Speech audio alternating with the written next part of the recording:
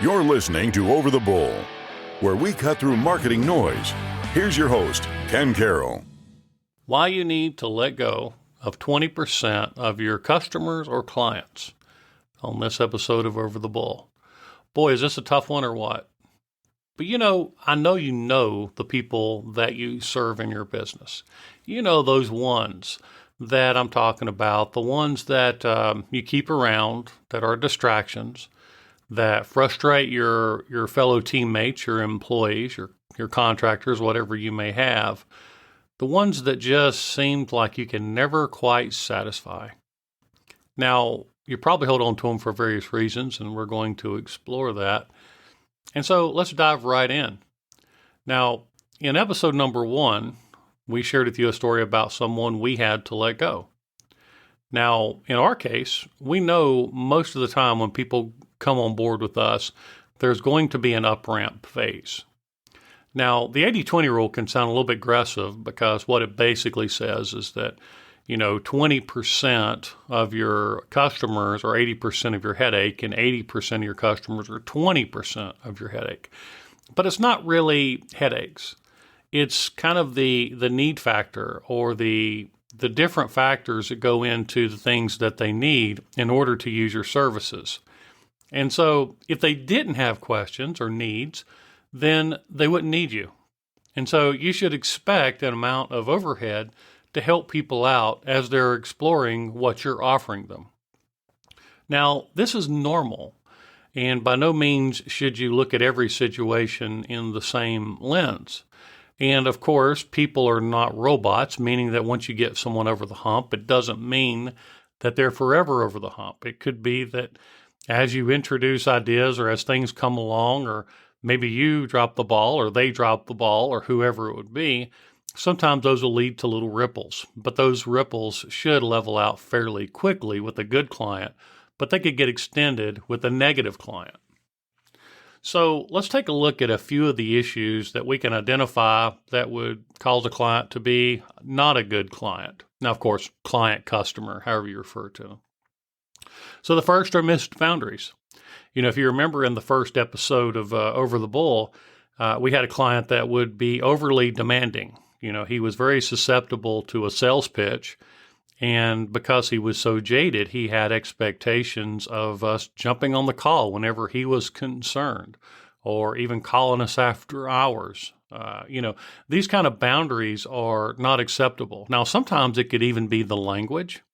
If someone's super aggressive with you, now sometimes it could be it's your fault, right? And sometimes it's not due to your fault.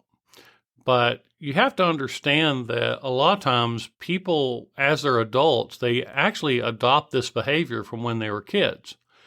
So if a kid could use anger, frustration, different tactics to get their way, then that translates to adulthood sometimes. And they think that if they use those same tactics, then they'll get the same results. So they had a bad practice when they were young. Their parents may have reinforced it. And then they think this is how they can get through life. So, negative things like pouting, complaining, yelling, screaming, those kind of things.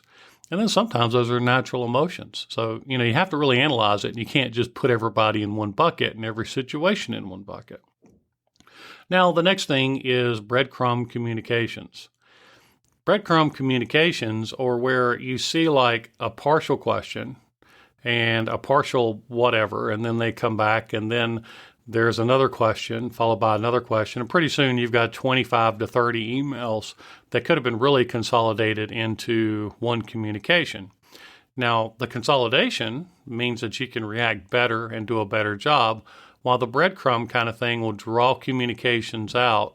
But more importantly, it can make you look incompetent, for lack of a better word, because in email number 17 versus email number 34, there was a communication which wasn't adequately documented in your system, or your people could not go through and actually evaluate, an hour and a half worth of communications that are buried. And so breadcrumb communications can be extremely detrimental to your business because in all actuality, your customer did tell you to do something. But in all actuality, it was way too much for you to have to go back in and document and reread every time that you communicate with that particular customer. The next one is constant pushback or vague scope creep. So what this means is if you look at constant pushback, it's where you're offering advice and then they're always debating with you. They're always either looking at other people, they're going down other routes, and then they're bringing that into the conversation. And then oftentimes they would just make like this thing where you're constantly having to justify where you're at. Now, in episode 1, you'll see also that was a classic example that we had to go through. And that pushback, it did stop at the very, very end a little bit, but again, it was always there. Now, vague scope creep. Boy, that's a big one, wasn't it? It's in my notes, and that's why I had to kind of read it and stop for a second. So, vague scope creep. What that means is that you have a project or a service or a product that you're going to offer, and then gradually the customer starts pushing those boundaries out a little bit. And so then they want to ask you if you'll do a little bit more. Now, as the owner of a business or as a business, anytime you offer something over and beyond, that's a type of creep. Now, sometimes people will simply appreciate it and go on, and other times they see it as an opportunity to use that as a tool to get more stuff from you, essentially for nothing in the future.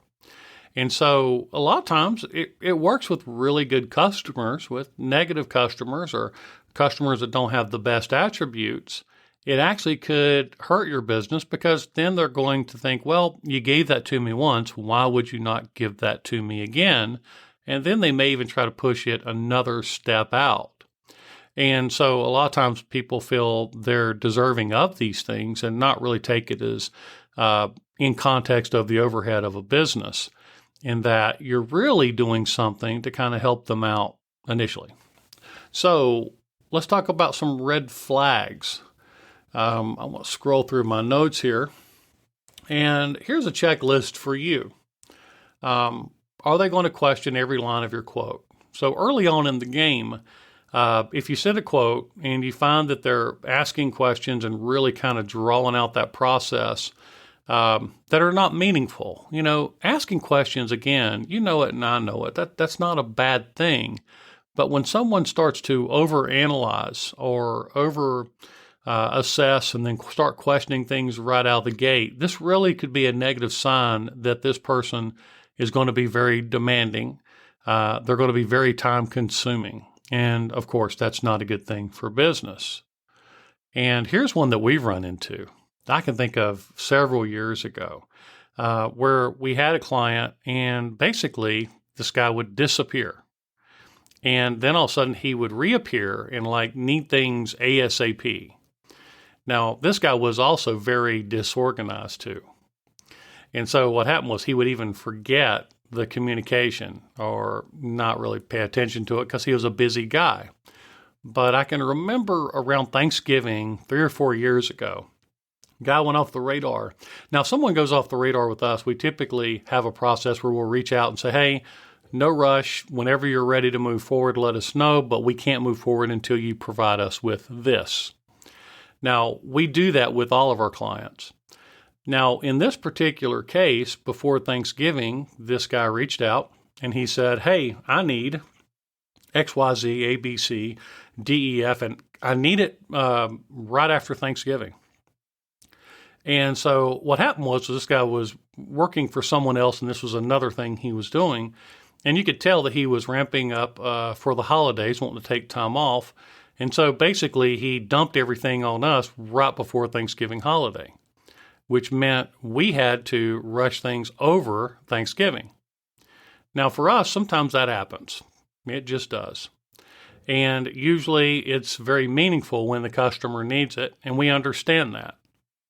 However, after Thanksgiving, this particular customer didn't reach back out to us. And he didn't say thank you or he needed some additional revisions or let us know anything. He disappeared again. Then Christmas. We started getting near Christmas, and you guessed it. He was getting ready to go to Christmas holiday. He evaluated it. He dropped the ball on his end for about a month. And then he needed us to rush something through Christmas. Now, of course, this is tough, but Christmas holiday for us is more than just Christmas Eve and Christmas. And so we were able to work it in over the holidays, and you guessed it. He disappeared yet again.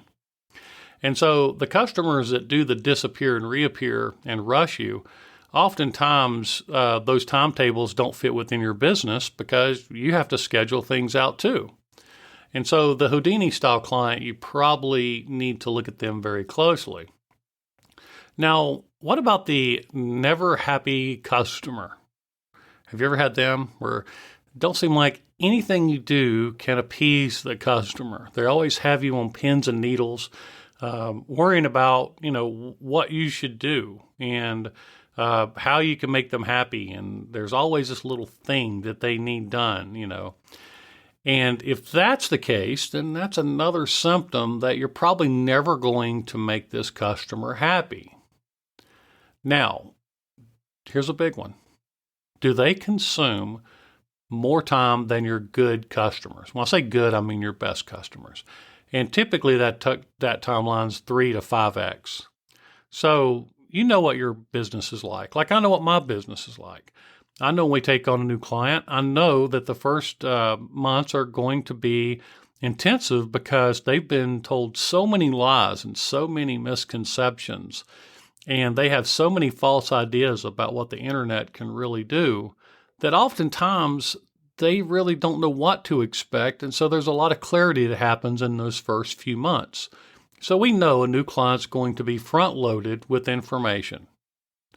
Now, because we do that, we also know when a client oversteps those bounds. Now, when they overstep those bounds is when you start to see like an inundation or a never-ending up-ramping process, or the customer just seems damaged, like they just don't feel like they feel like they're always being taken advantage of, or they're feeling like they need to question things, or somehow you're trying to get away with something. And if you see the 3x factor, if you see that they're more time consuming, then that's a sign that maybe that's not the best person you need to be working with. So why do we do it? I can tell you, like right now, as I'm doing this, it's like I'm not perfect. I run a business, and I do have this hope that even with some of the worst clients that we have as far as like overhead and everything, there's this idea that somehow we're going to turn the corner with them. And there's a lot of cases where I just feel like if I just do it, I can do it, right? But why else would we hold on to bad clients that really are more consuming and use more resources than they provide the company? Because like it or not, in business, our goal is to make money. Our goal is not to be a nonprofit where we go in and provide services that are never ending and we end up losing money. So when you think of it, it's not just the time it takes to do the work. So let me bring this out a little bit. Your overhead of your business, it's the person that answers the phone. It's the time to document the notes. It's the subsequent phone calls that happen. It's the time to do the actual work. It's the calls that come in after you've done the work. If there are complaints and things like that. It's the subsequent follow-ups after that. It's if you had to replace certain parts that were good to begin with, but you're just trying to make the person happy, or going back out on location for various reasons. That's your overhead. It's not just the service call itself. One common mistake businesses make is they think just because they have a W-2 employee that they're paying on an hourly basis, that somehow that extra time that goes into all those processes really is not overhead. However, it is overhead, and it negatively impacts your ability to properly support your good customers. And so when you think of overhead, when you think of these things, don't just go as far as the service, but think of all the mechanics, all the support, all the devices, all the software, everything that goes into the entire, from beginning to end with a particular client. factor all those in, and that gives you an idea of what a customer can cost you. Now, the number one factor of why people hold on to the 20% is because they are afraid. Now, we hate to say that as owners of a business, but you know what? I've taken those phone calls from clients who are fearful.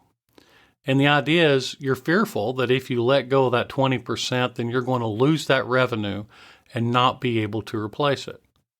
However, there's something brilliant that happens when you get over that fear factor. And that is all of a sudden, your time loosens up. Your production processes loosen up. The frustration of your staff, it loosens up. And now they've got more time to do more things that are good for the 80%. Plus, they have an increased bandwidth to take on more customers. So the idea of losing revenue, it's tough. I'm not going to lie to you. I think about it. I know you think about it.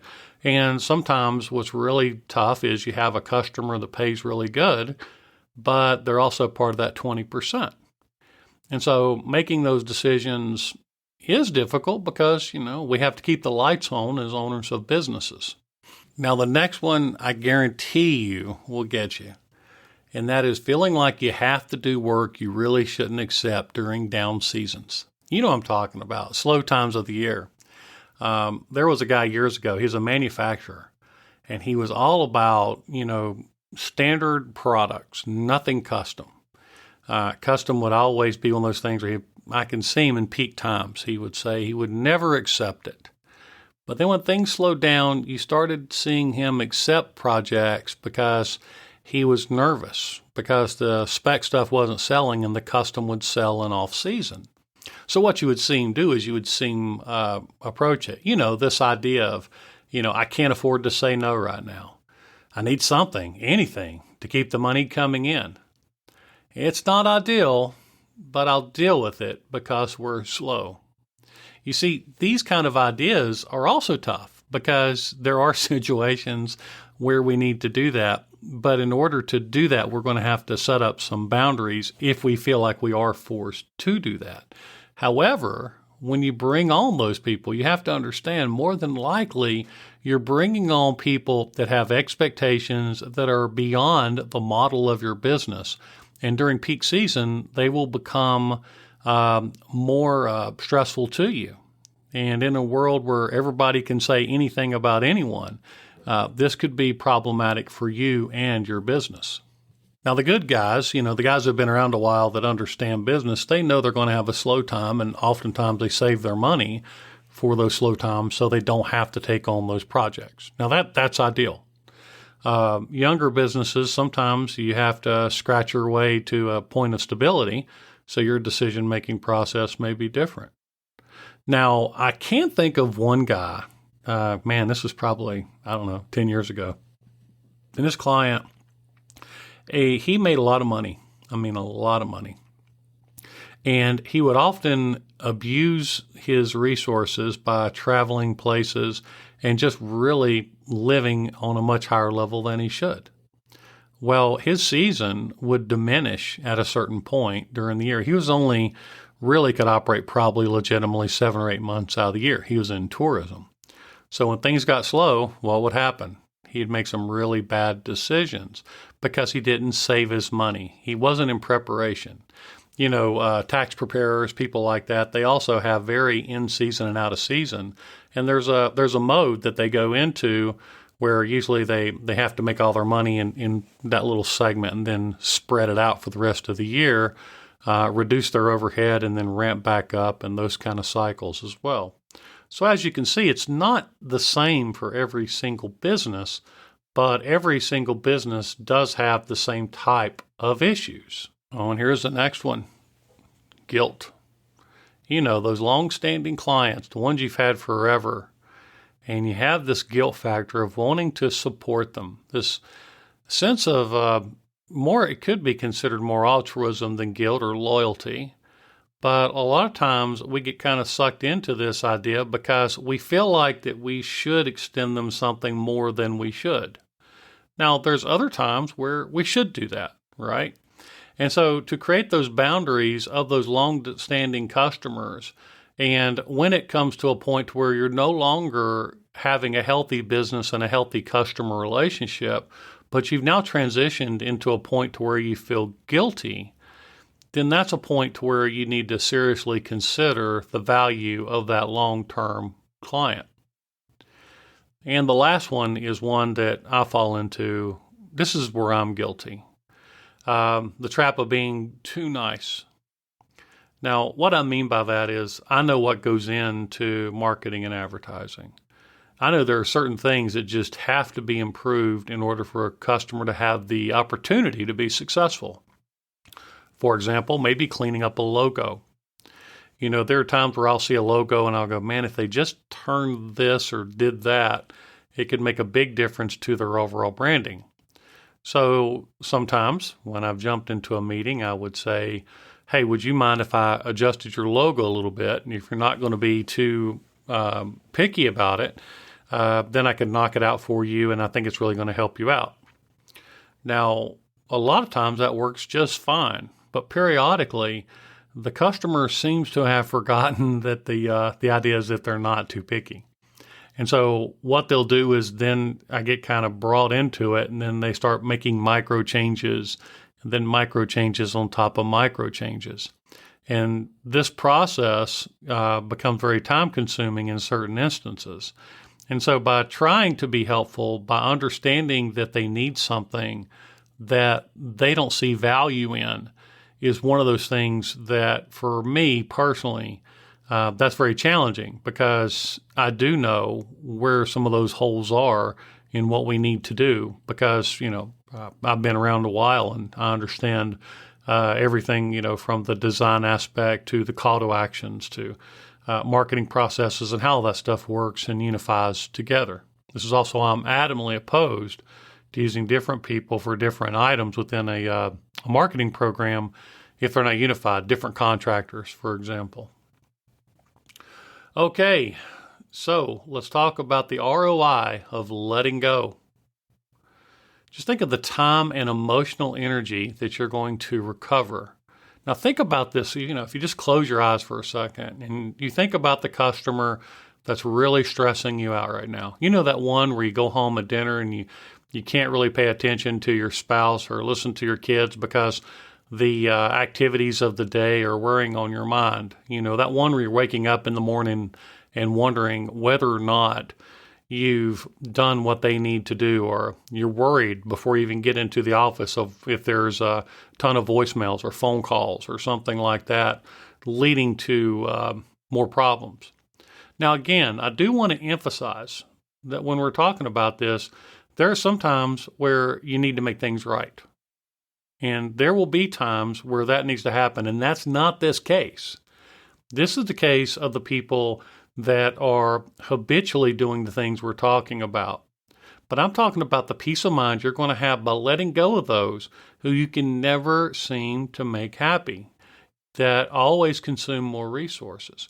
Now, if you process that and you step back, now imagine what your life would be like by not having to work with those people. Your business is going to be better. You're going to have more peace of mind at night. You're going to have better family relationships. Everything's going to be better overall. And the people that are on your team are going to be more happy to come into work.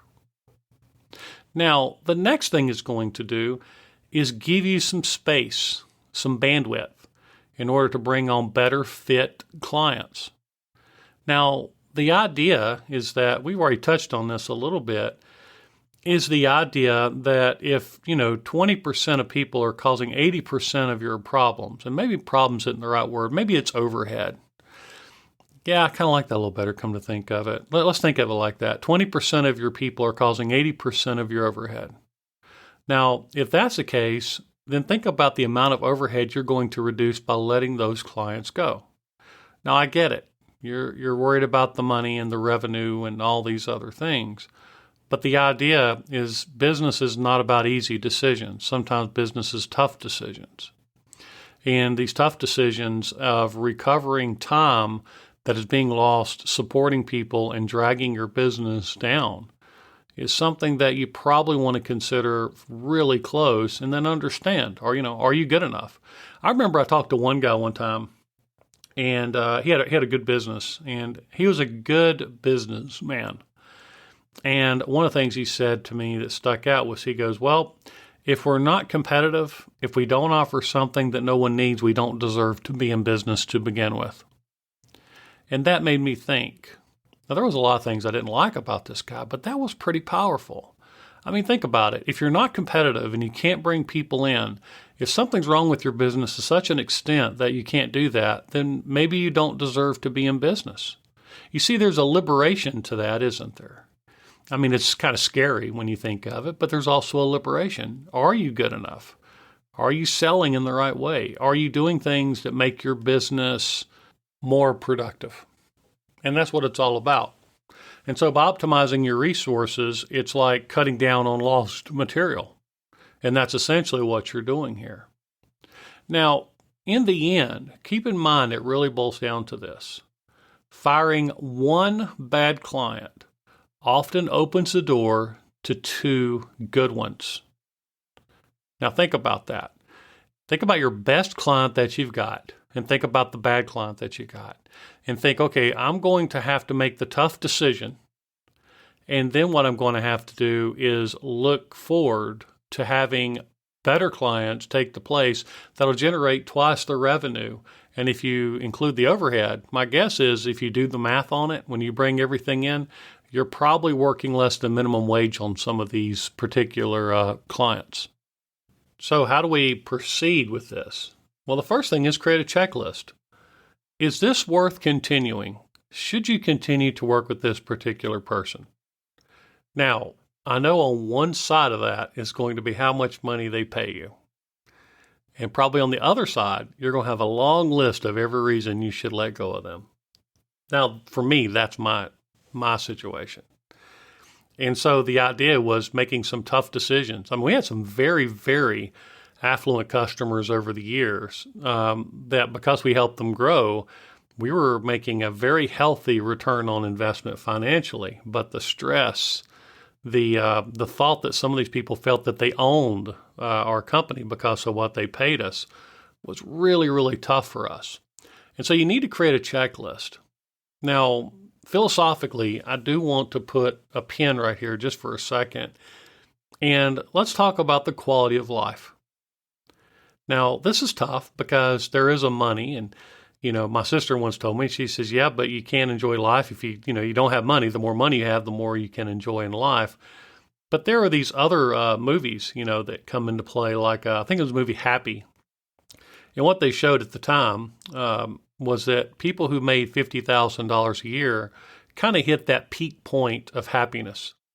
And once they exceeded $50,000 a year, there was it was no longer exponential. So when it went from 50 to 100,000 or 100 to 150 or 150 to a million or whatever, the degree of happiness that they generated from that additional money was not exponential. So it was much more slight with the more money that you make. And so when you're thinking about your checklist, I really encourage you to think about things like family.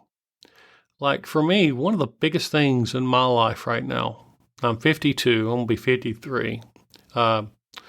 When you think about, or when I think about life, I think about my kids and my grandkids. I think about the holidays. I think about the monthly gatherings that we have. And the value of family and grandkids and babies and all that is so much more than I think we realize when we're younger. And so when you create your checklist and you're thinking about it, think about the distractions, think about the pain points, think about how they're pulling you away from the things in life that ultimately really do matter. And some of that is the people that you work with.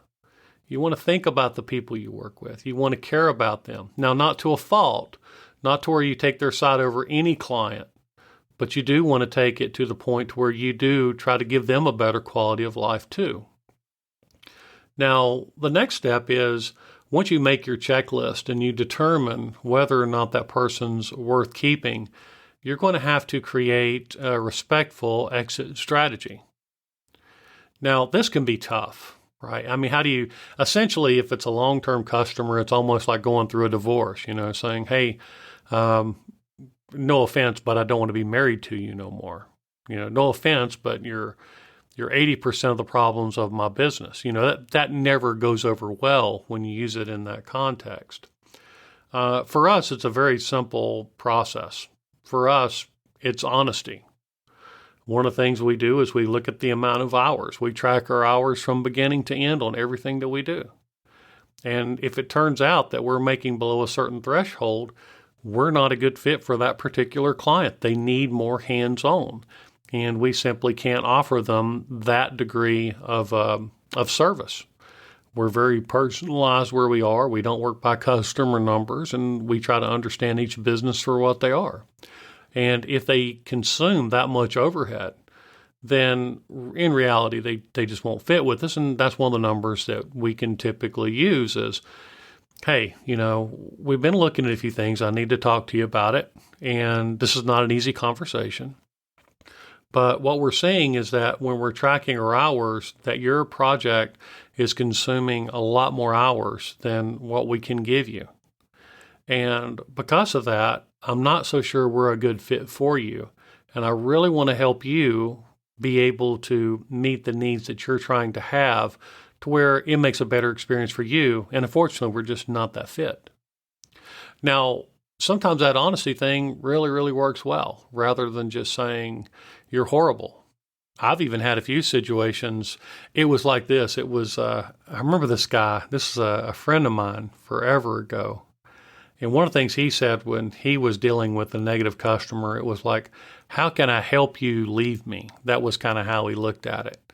And one of the things that he did was he even looked at refunding their last bit of money, even if they got a great product and everything.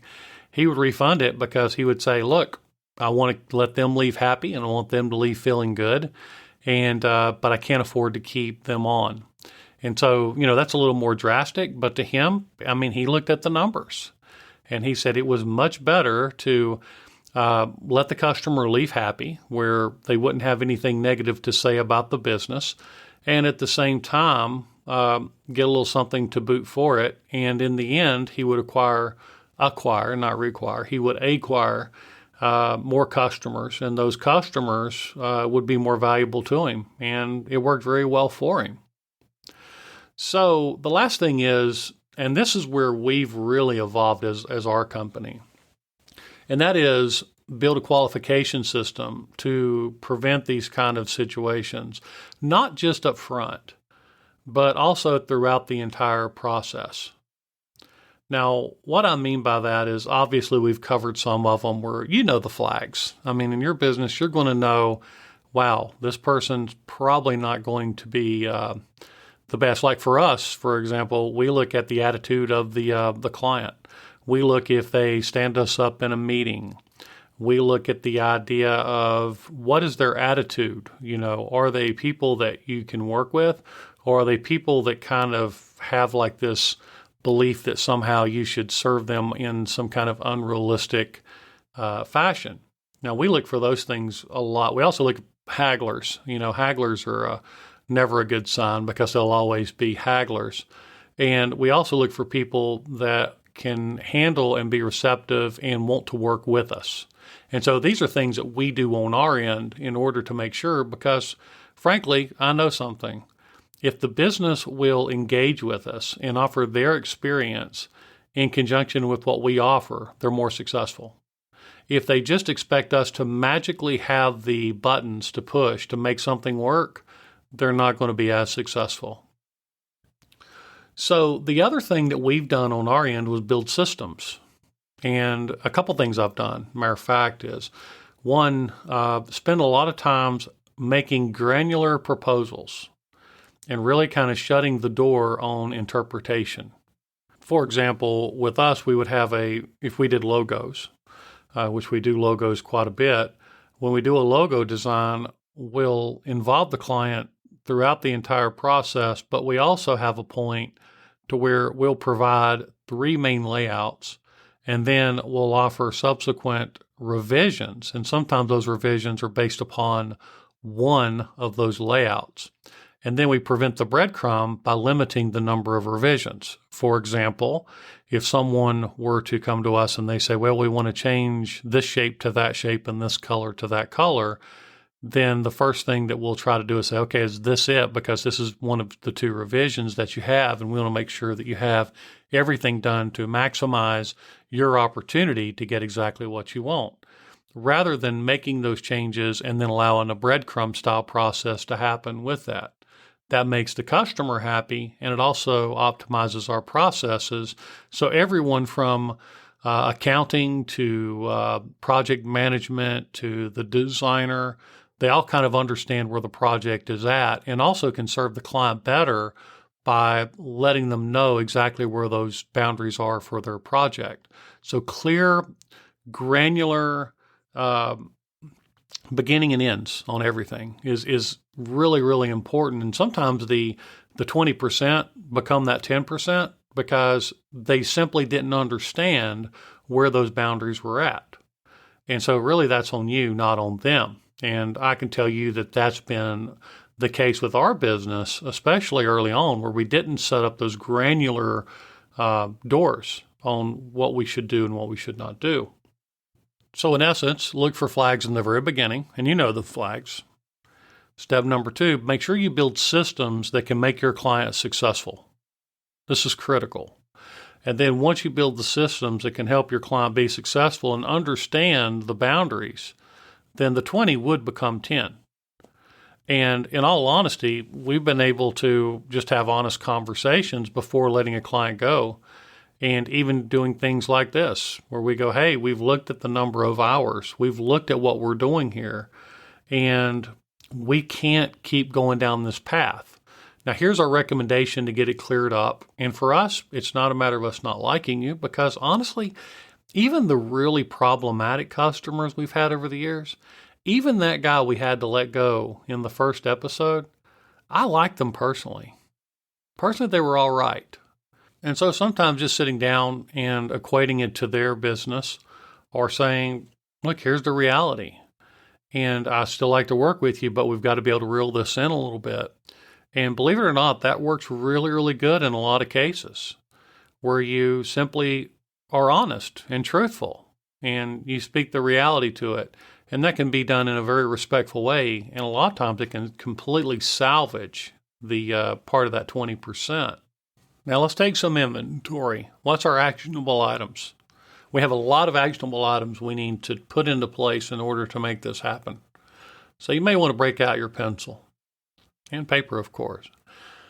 First one is, if you wouldn't take the client on again today, why are you still serving them? If they're not a good fit today, why are you still serving some of those legacy clients? Now, the other thing you're going to want to do is clean up your systems and your processes. This is huge. Make sure that you don't have anything in your proposals, quotes, or offerings that offer any kind of room for interpretation. This way, it gives a very clear boundary for both you, your team, and your customers. So you can refer back to it. Now you're not the bad guy trying to shut the door on something that you've done. Now you're just trying to fulfill the agreed upon terms of a proposal. Now, historically, this is why contracts were made. Contracts were made not to manipulate people or abuse people or contort them or force them into some type of enslavement. What it really was intended to do was offer clear communications between two parties.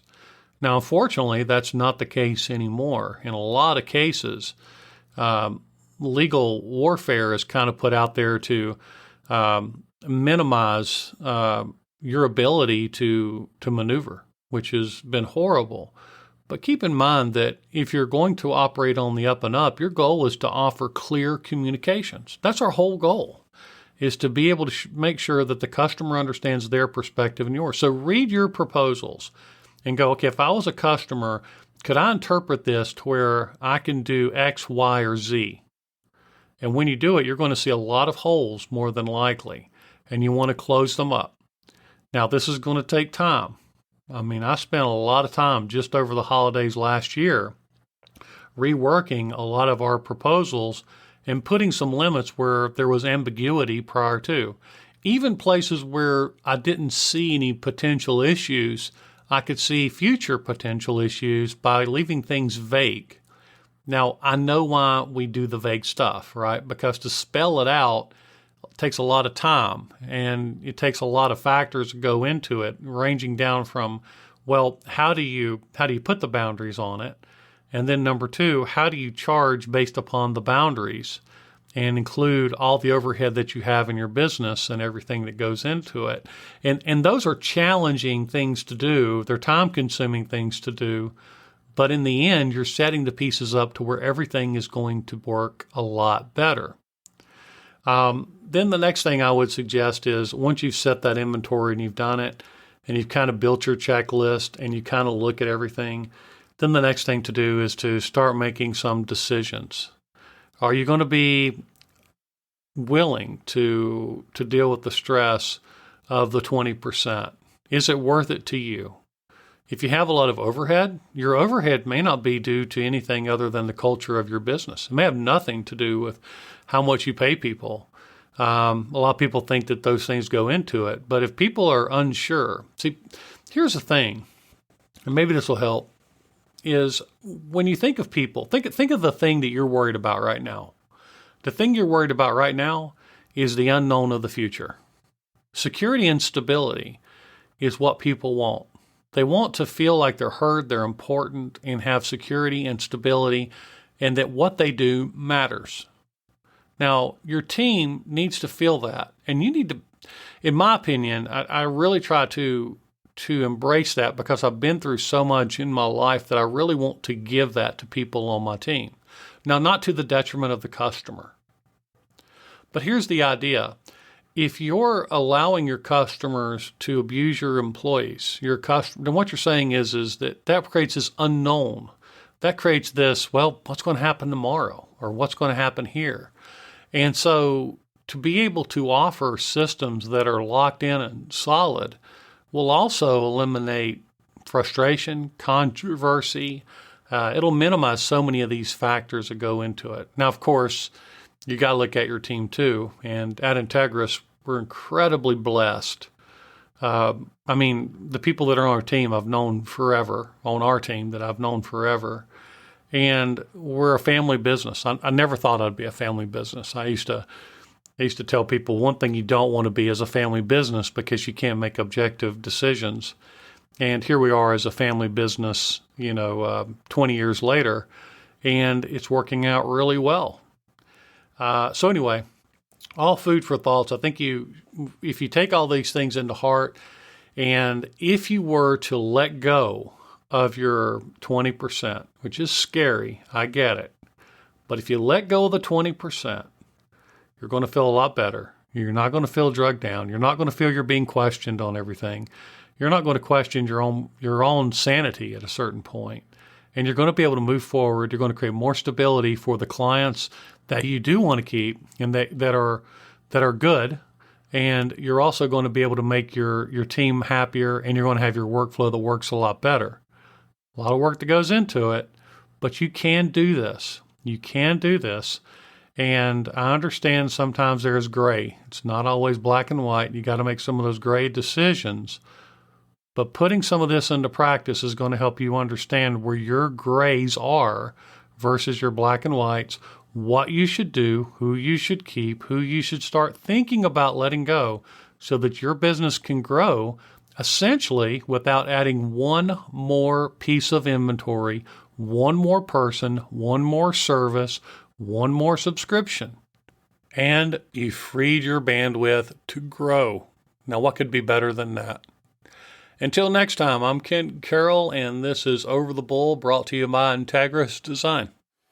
Thanks for tuning in to Over the Bull, brought to you by Integris Design, a full-service design and marketing agency out of Asheville, North Carolina.